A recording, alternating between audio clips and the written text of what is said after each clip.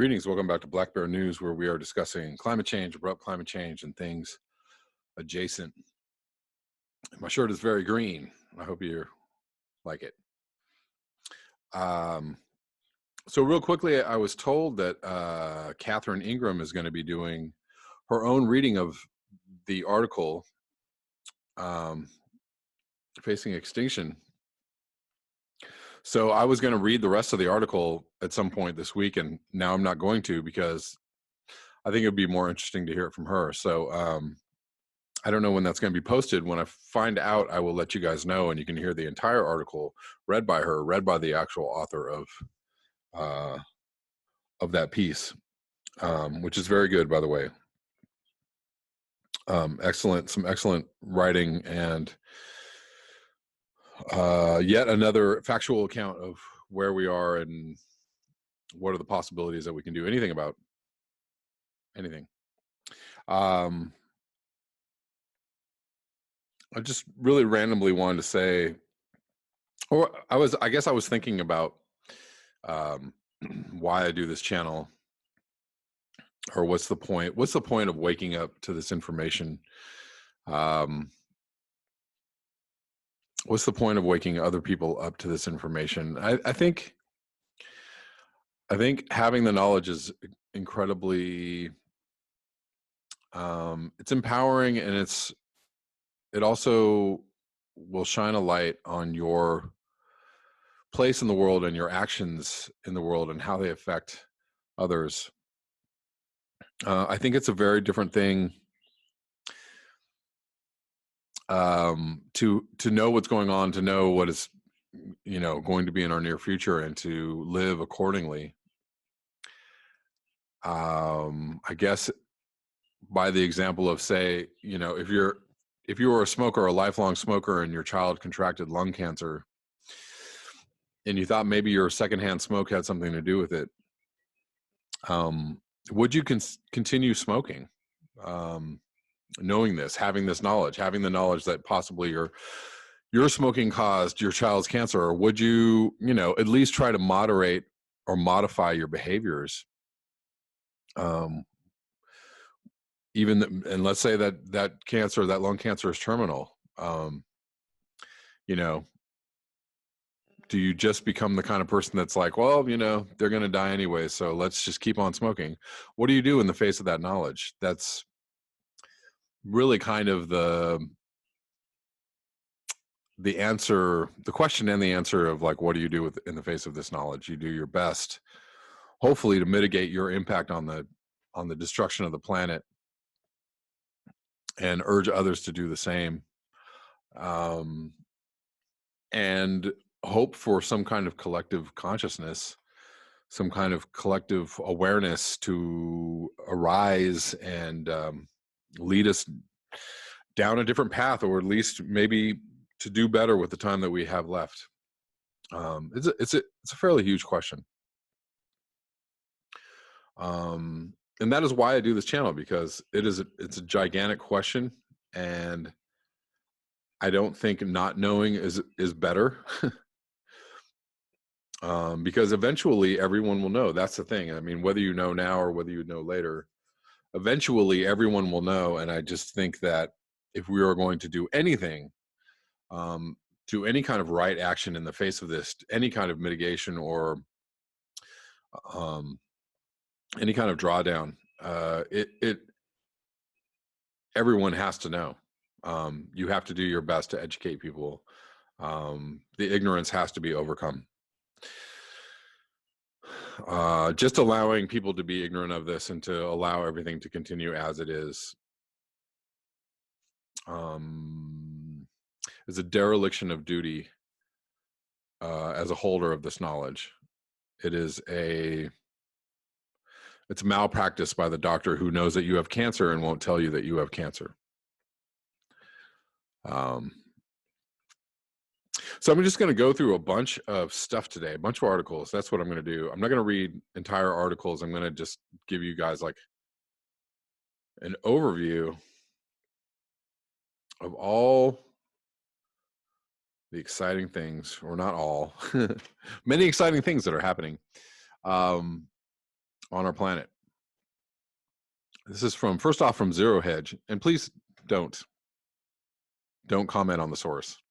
This is actually good information, good knowledge, and this is being, retransmitted by a source. So, they have their problems, but all sources have their problems. If I, took issue with everything anybody ever reprinted from CNN, it would be a little ridiculous. Anyways, 200 million people at risk. National Weather Service warns worse to come in apocalyptic Midwest floods. The flooding that just struck the middle part of the country was the worst blow to U.S. farmers in decades. But now the National Weather Service is telling us that it was just a preview of what we expect throughout the rest of the spring. Can that possibly be true? After the immense devastation that we have already witnessed, how much worse can the flooding possibly get? Already we have seen thousands of homes and farms be completely destroyed, and we are being told that the total economic damage is in the billions of dollars.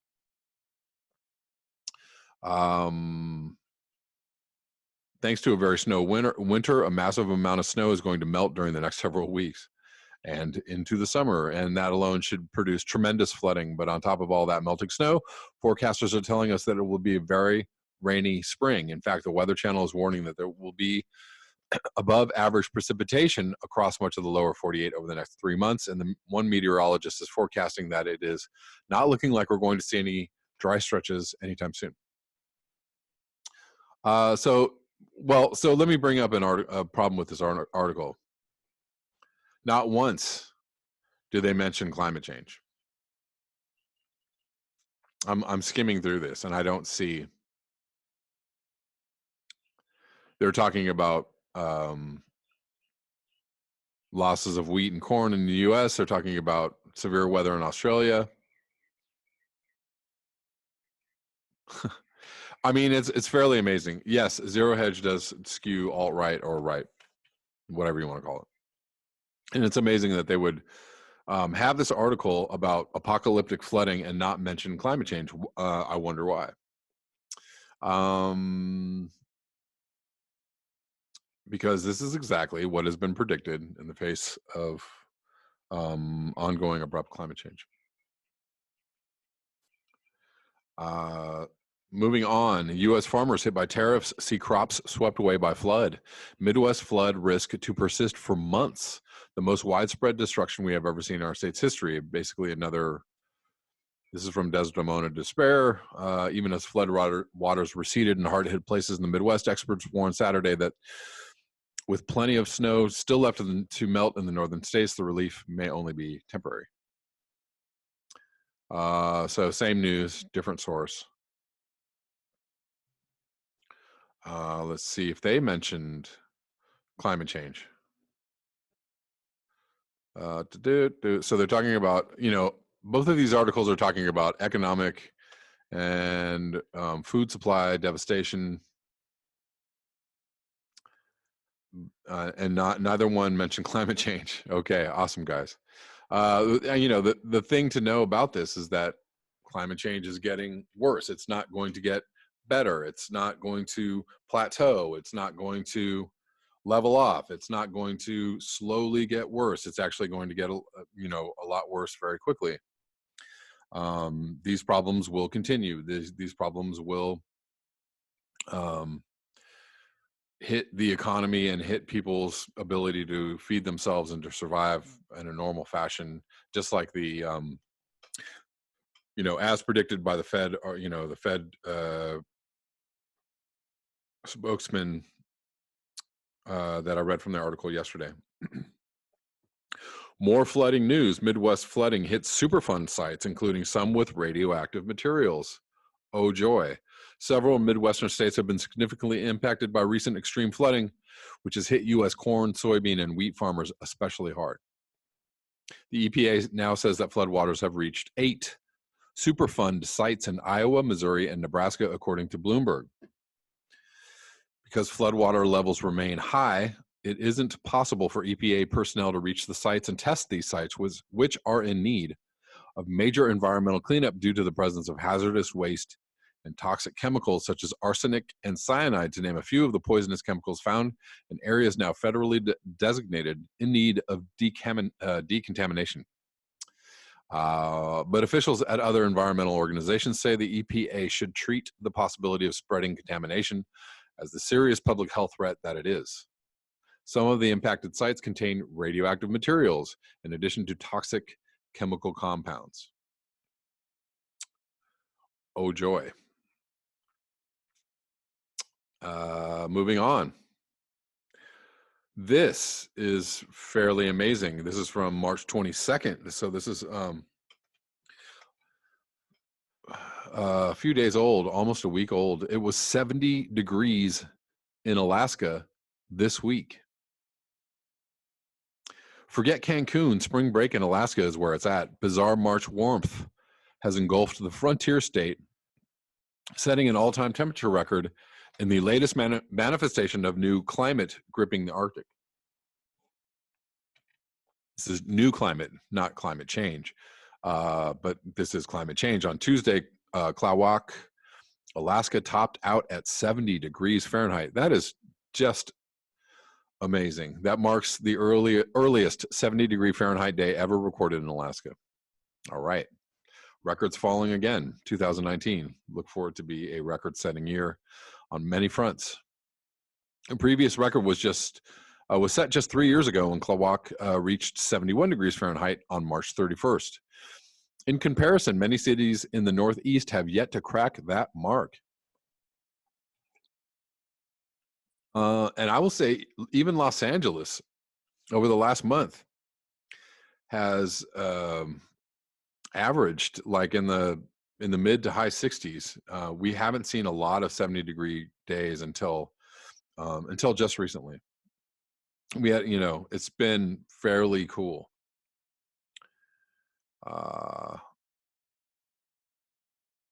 The warm weather led organizers to cancel the Talk Race of Champions dog sled race, which takes place about 250 miles northeast of Anchorage.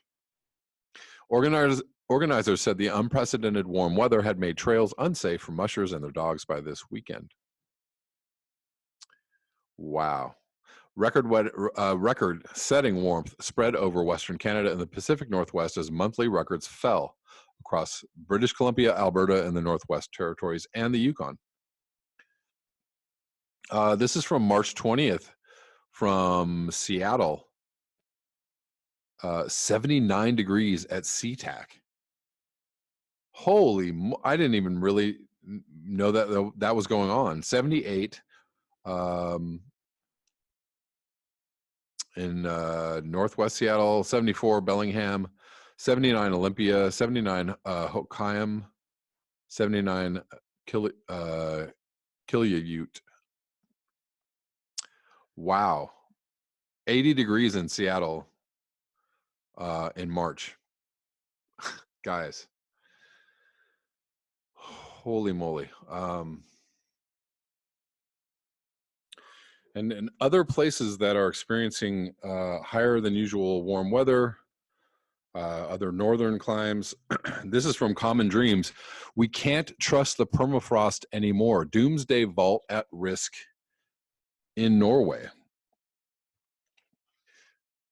Just over a decade after it first opened, the world's Doomsday vault of seeds is imperiled by climate change as the polar region where it's located warms faster than any other area on the planet. The Svalbard Global Seed Vault, which opened in late February 2008, was built by the organization Crop Trust and the Norwegian government on the island of Svalbard, next to the northernmost town in the world with more than 1,000 residents, Longyearbyen. Svalbard is the ultimate fail-safe for biodiversity of crops, said Crop Trust Executive Director Marie Haga. Northern temperatures and environment on the island were a major reason for the construction. According to in-depth reporting from CNN, the project planners hoped that the permafrost around the construction of the underground vault would, in time, refreeze. But the planet has other plans.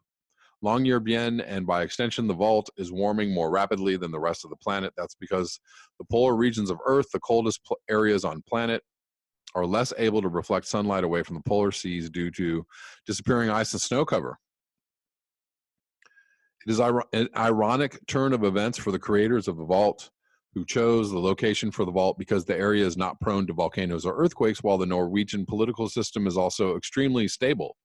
Because of the warming, the permafrost around the underground vault's tunnel entrance has not refrozen. That led to leaking water in the tunnel in October 2016, which then froze into ice.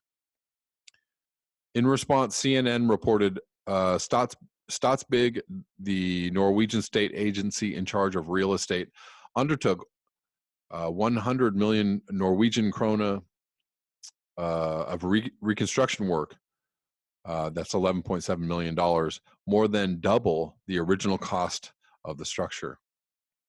But the warming may now become unsustainable for the structure. It's already forcing changes to Longyearbyen's population of 2,144 as the people in the town find themselves scrambling to avoid avalanches and deal with a changing climate that's more often dumping rain rather than snow. We can't trust the permafrost anymore, says Statsbygg communications manager Hege Njaya Akim. I just totally destroying her name. British advocacy group Global Citizen was more to the point. Not good, the group tweeted. And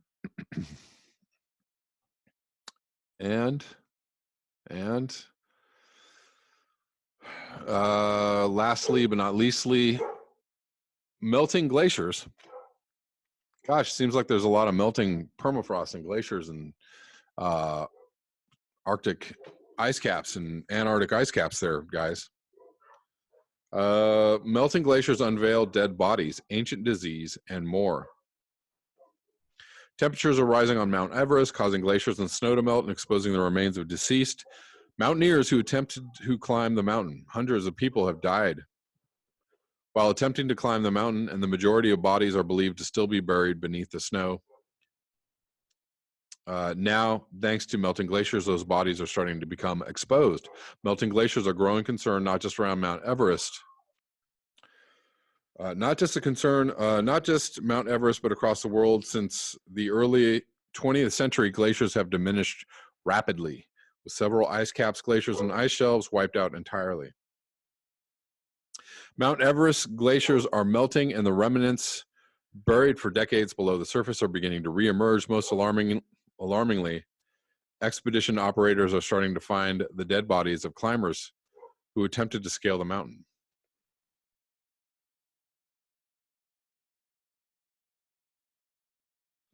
Hundreds of people have died while attempting to climb the mountain since the 1990s, and the majority of bodies are still believed to be buried beneath the snow. Now, thanks to melting glaciers due to climate change, those bodies are being revealed.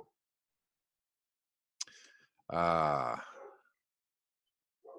retreating ice has exposed both mystery, like ancient life forms rooted deep below the surface and only recently made visible, to outright horror, dead bodies, and ancient disease. According to a 2015 study published in PNAS, a 3,000-year-old virus was found in the permafrost of the Arctic, raising concern that rising temperatures could lead to the rise of deadly archaic illnesses. Sure. Let's see. So apparently they bring down the dead bodies, or they try to, some of them. Sherpa said, Tenzing Sherpa, treasurer of the Nepal National Mountain Guides Association, told CNN that climate change has had a profound impact on Nepal, but that the government doesn't know how to adequately deal with dead bodies found on the mountain. Under Nepalese law, government agencies must be involved when dealing with bodies. Sherpa said that while they bring the majority of dead bodies to the towns, they can't do that all for all of them. For those left on the mountain, the association says prayers covers them up in rock or snow. Bringing down the bodies can cost anywhere from $40,000 to $80,000 US. That's insane. At this point, some dead bodies have started to serve as a landmark for mountaineers on Mount Everest, like green boots near the summit on the feet of a deceased climber, according to BBC News. And that is all I have for you. Oh, hold on. A little bit of political news, just just an indication of how terrible the corporate Democrats are to actually being to people who actually need to have their voices heard. Leaked 2015 memo told Dems don't offer support for Black Lives Matter policy positions. The memo lists several suggestions for how Democratic congressional candidates should handle an encounter with a Black Lives Matter activist. Don't offer support for the concrete policy positions of Black Lives Matter protesters. The chief organization charged with electing Democrats to the House of Representatives warned its candidates in an internal memo leaked online on Wednesday. The document was posted online by Guccifer 2.0, a hacker who is claimed to be responsible for the Democratic National Committee email leak. Guccifer claims the document is from the personal computer of House Minority Leader Nancy Pelosi. A number of cybersecurity firms and Democrats have attributed the leaks to Russian hackers because they have to blame everything on Russian hackers because otherwise they might have to take responsibility for something. Presidential candidates have struggled to respond to tactics of the Black Lives Matter movement, reads the memo. Sent by a Democratic Congressional Campaign Committee staffer in November. While there has been little engagement with House candidates and campaign staff should be prepared. This document should not be emailed or handed to anyone outside the building. There you go. Especially not Russian hackers. Please only give campaign staff these best practices in meetings or over the phone. Black Lives Matter has become a force during the 2016 election by repeatedly calling on presidential candidates to address the systemic inequalities faced by Black Americans. The movement has offered policy suggestions, held demonstrations, and interrupted presidential campaign speeches in order to call attention to anti-Black racism. And a really interesting juxtaposition on how Bernie Sanders and Hillary Clinton handled both of the same situation, having Black Lives Matter activists interrupt an event. They handled it in two very different ways. Hillary Clinton showing her true colors of being an asshole, and Bernie Sanders being respectful and letting them speak. If approached by BLM activists, campaign staff should offer to meet with local activists. The memo reads, invited BLM attendees should be limited. Please aim for personal or small group meetings. Listen to their concerns. It continues, don't offer support for concrete policy positions. Anyways. Yeah, so, you know,